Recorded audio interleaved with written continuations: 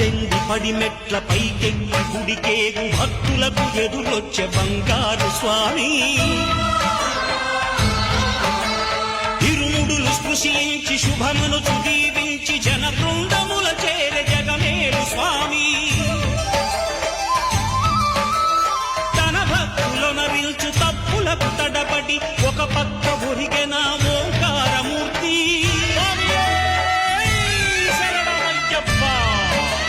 స్వాములందరూ తనకు సాయము కాగా ధీమంతుడై లేచే ఆ కన్య స్వామి